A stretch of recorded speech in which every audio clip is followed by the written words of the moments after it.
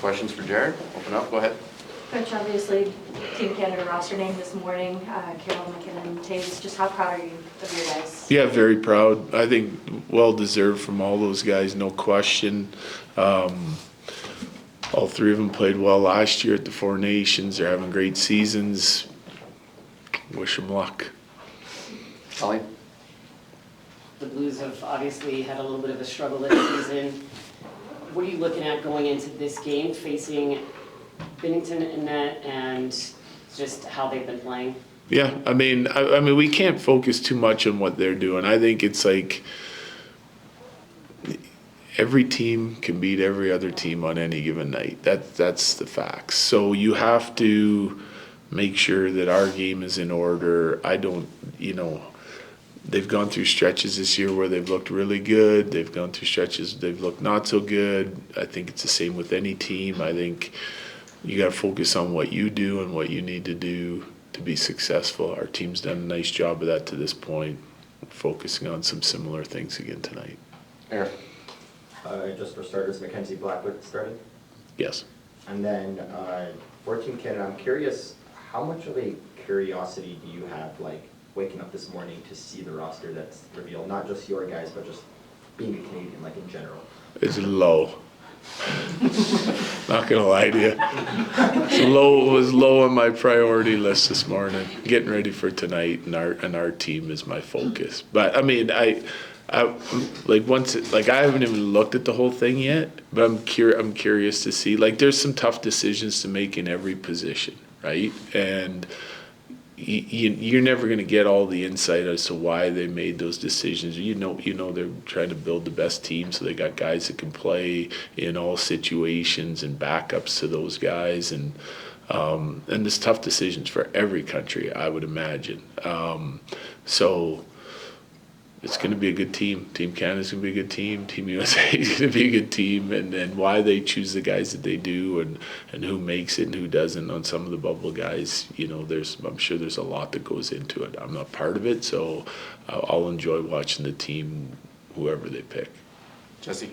Neither of your goaltenders end up on that roster. Yeah. You think that puts a little bit of a chip on their shoulder? I hope so. Yeah. Again, tough decisions. I think both guys are capable. I think both guys have had seasons that got them in the conversation. Different decisions were made. I get it. I mean, they're never easy decisions. I wish they would both be there, Like to see all of our guys get the opportunity to play in something like this. But they're not. So you have to move on and focus again on the job that they got to do here tonight and moving forward until that break. Devon said, like, he's in a unique situation where his wife is due in February. Yeah. He basically said he would put his family first, which I'm sure doesn't surprise you, knowing Yeah. him. What does that just say about his character?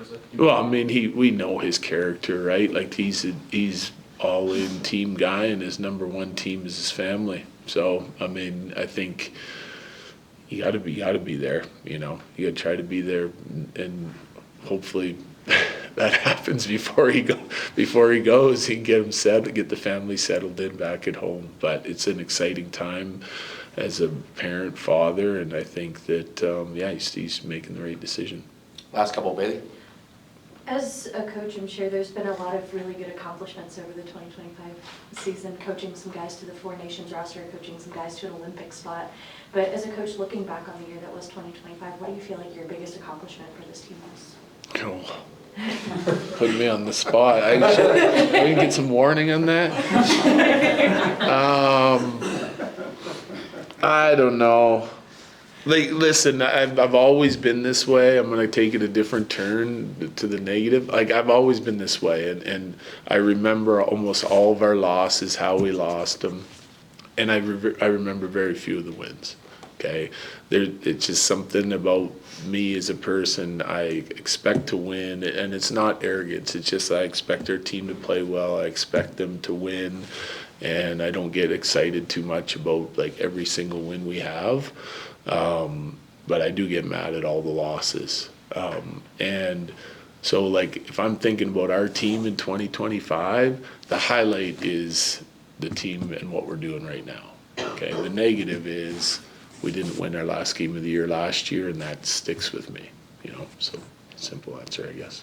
Finish with Rachel. Well, mine was a similar one. I know how much you love my holiday questions. So Yeah. last one for a while at least. One word to describe 2025, and one word to describe what you hope 2026 will be. So I'll go the same way. 2025, like professionally, I would say was disappointing. I'm going back to last season. And then, I'm optimistic, 2026. Yeah, I like your- Thank you so much.